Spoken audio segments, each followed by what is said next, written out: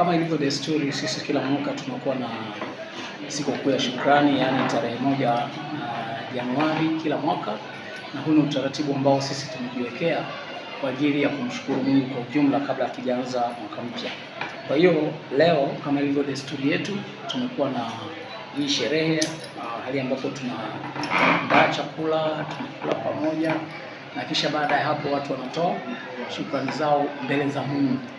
Kwa jumla tu ndio sherehe inahusu kumshukuru Mungu kwa ulinzi wa Mungu kwa mwaka mzima. Najua katikati ya mwaka kuna changamoto mbalimbali, watu wamepita changamoto mbalimbali, lakini Bwana ametuponya na kutuacha hai.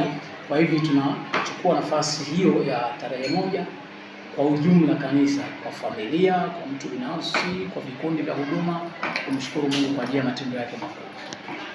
Kwa kawaida tunasema, na ndio mahubiri ambayo hata nimehubiri leo kanisani, kwamba mtu unapojaliwa kufika mwaka mpya ni kama fursa. Fursa kwa namna gani? Fursa ya kwamba pamoja kwamba inawezekana kwamba kuna mambo ambayo Mungu angeweza kuchukua hatua hata akakuondoa katika dunia hii, lakini kwa kukuacha kwa mwaka mpya ni fursa ya kutengeneza yale ambayo kwa mwaka uliopita hukufanya vizuri. Yaani mwaka mpya ni fursa ya pekee kwa kila mtu ambaye amemfahamu Yesu kama Bwana na Mwokozi kuweza kufanya mambo kwa upya, kufukia mashimo yale ambayo yalitokea mwaka 2025 kwa mfano, mambo ambayo mtu amefanya makosa, mambo ambayo mtu pengine alizembea, mahali ambapo mtu kufanya vizuri. Kupata fursa katika mwaka mpya ni fursa ya kutengeneza, ya kurekebisha, ya kufanya mambo yawe mazuri zaidi, ni kufanya vizuri.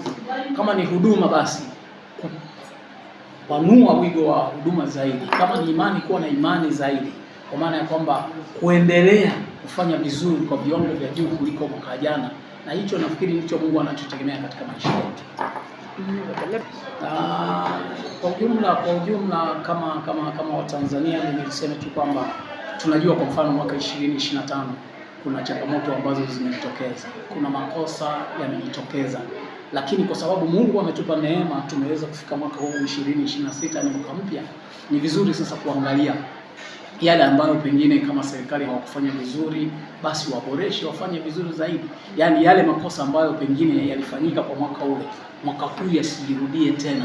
Tunategemea kuona kwamba kila mtu kwenye sekta yake, yuko viongozi wa dini, viongozi wa serikali, viongozi wa chama na wananchi kwa ujumla, kila mtu mahali pale ambapo wamefanya vibaya huko nyuma, hakufanya kama inavyostahili, hakufanya haki, basi kwa mwaka mpya tuendelee kufanya vizuri zaidi, kufukia yale ambayo tumekosea kule, yale makosa ambayo tumeyafanya yasijirudie tena, bali tufanye vyema vizuri. Nafikiri Mungu anatarajia kuona kitu kama hicho kwa Tanzania, kuleta ustawi kwa Tanzania wote.